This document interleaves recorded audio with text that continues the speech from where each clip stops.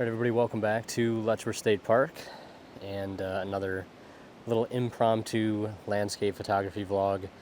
Ironically, we are picking up right where we left off in the last episode. I didn't really plan on this, but it's just kind of the way things are unfolding.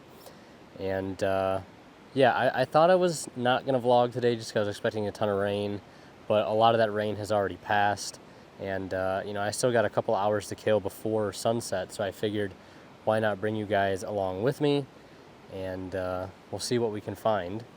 But to sort of bring you guys up to speed on what happened leading up to this point, I got here around 4 o'clock in the afternoon, relatively cloudy, and kind of some dappled light, and then the rain came in. It came in really, really hard, and I was hoping for lightning bolts, but in the middle of all that rain, directly behind me, there was this big opening in the clouds, and just boom, full rainbow, just out of nowhere. It caught me off guard, and luckily I was able to get a few shots of it from, the same composition, slightly different angle, slightly different aspect ratio. I did the 3x4 and then the 16x9, and even did a couple detail shots of the rainbow, close in, zoomed in shot of it with some canyon walls or gorge walls in the background. And it's crazy, right? Very vibrant, full rainbow, not directly over top that sort of plateau on the other side of the gorge, but I'll take it.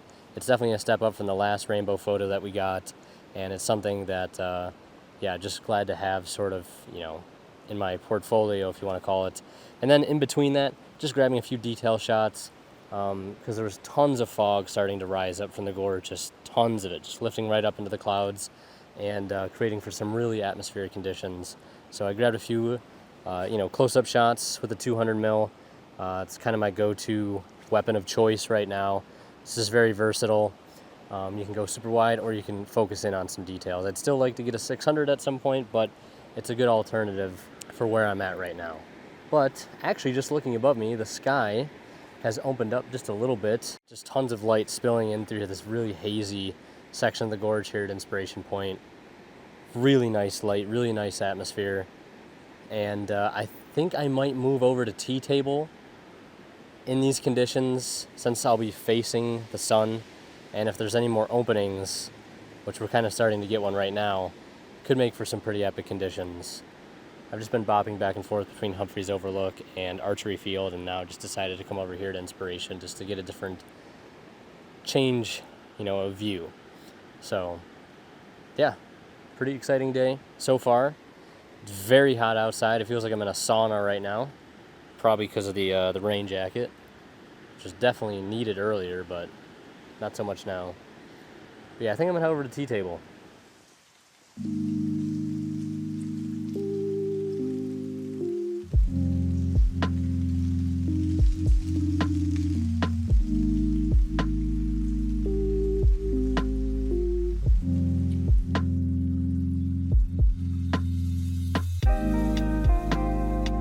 So as I make my way over to the T-table overlook, I want to show you guys really quickly the one photo I got from my time spent at Humphreys Overlook.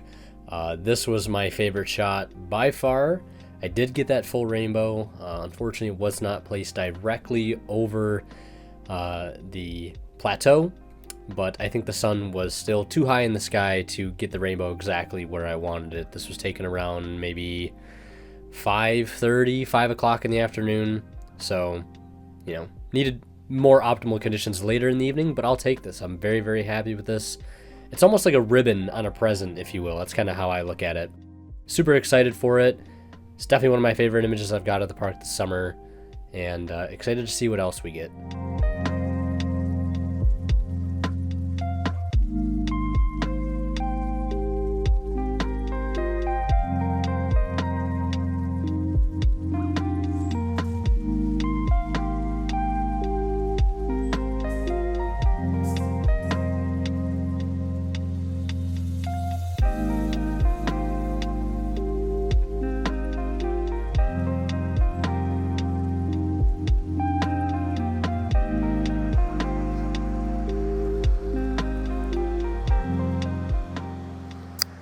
If that looked familiar, it's because I got to give a shout out to a man by the name of Ben Horn, who, first and foremost, I will say if you have not watched any of his content on YouTube, you definitely should.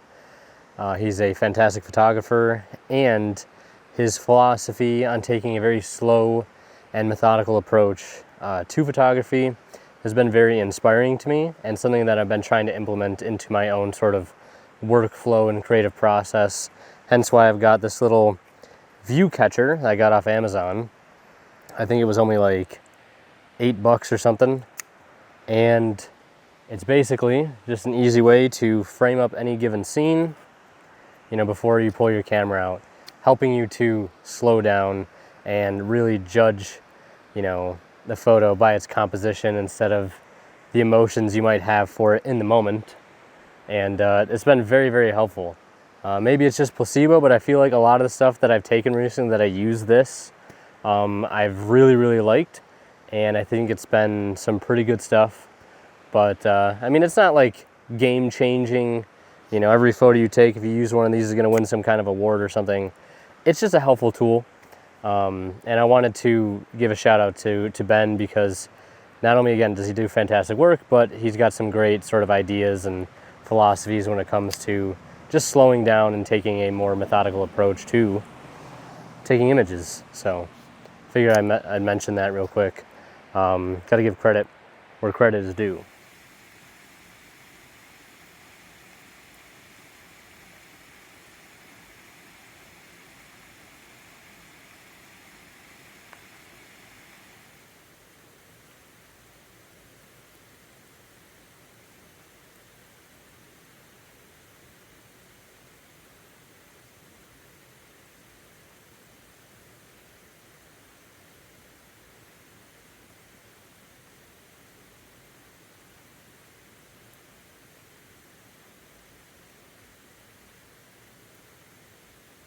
So currently it is 7:56. After I left Tea Table, where I talked to you guys last, I went over and stopped here at Wolf Creek for a bit. Tried to sort of attempt and look at some compositions that I saw when I was here a day or two ago, and nothing really clicking. The lighting is pretty flat and there's a lot of rain, so that's definitely just makes things a bit more difficult. But not seeing anything right now, no subjects, that's fine. I'm gonna move on to somewhere else. I'm really not sure where. When I was at Tea Table, I did see one thing. It was a fallen tree, like that had fallen all the way into the gorge and was sitting right up against the bank of the Genesee River. And I framed it up with the viewer, and it did look pretty okay.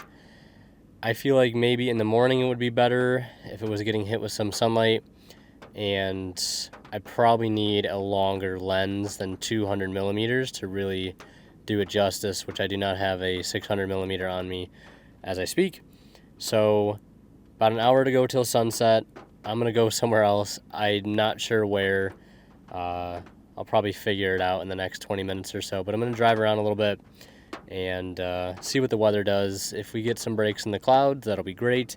If not, I'll probably just try to find some other small scenes to work on. So yeah, just little updates, and we're gonna head south in the park.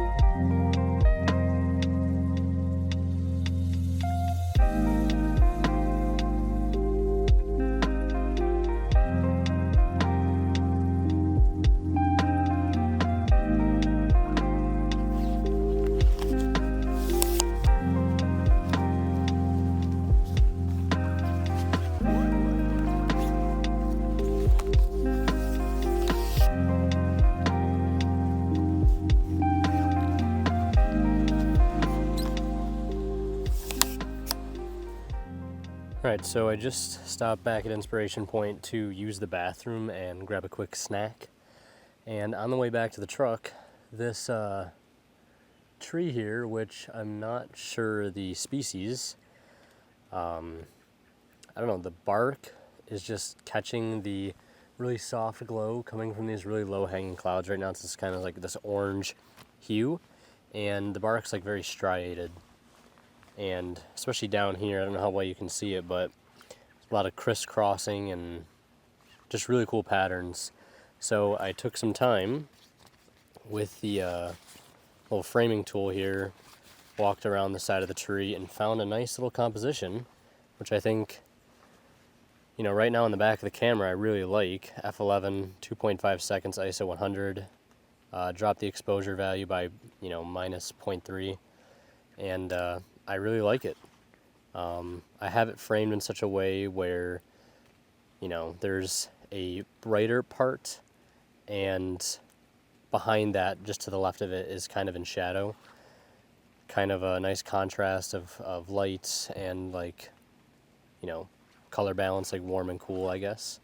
So yeah, nice little find here, and I think this will probably do it for today's adventure at LSP. I do see little breaks in the clouds above me, but I'm not hopeful for anything crazy. Clouds are too low, and I think there's just too much on the horizon for there to be any sort of like really epic sunset. But I'm very happy with ending out on this particular photograph right here. So also the light has just changed pretty dramatically just now, so I'm going to reframe this.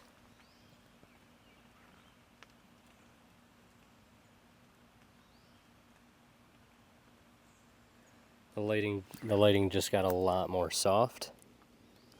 So I'm going to take another exposure, F11, ISO 100, and I'm in aperture priority, so it's just metering a 6-second exposure.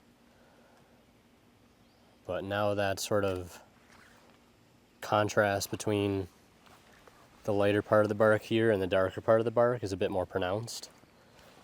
And it just kind of curves its way up from the bottom right up to the top left.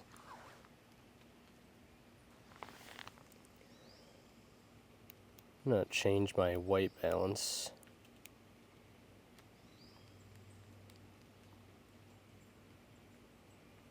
I'll lock it at 5,000 Kelvin. I did some at daylight, which is normally what I've been using anytime I shoot during the day. But I've also experimented like a couple times today with manually changing the white balance to more, you know, accurately reflect the lighting I'm seeing with my eyes. So it's like 5250 seems to be a good spot. But yeah, I love scenes like this. It's a nice little find for sure, and I can't wait to get this one into Photoshop and just see how all these textures and details look. Because they look really nice. Even in person, like it's just this nice lattice work, these striations, and they kind of twist their way around the tree, so super cool find. So here is the final result. I think one thing that was kind of tough to convey in the final edit was really the contrast between the left side of the photo and, you know, how dark it was compared to that, you know, lighter patch of bark that's kind of coming in on the right side of the frame. Messed around with a little dodging and burning just to try to emphasize that.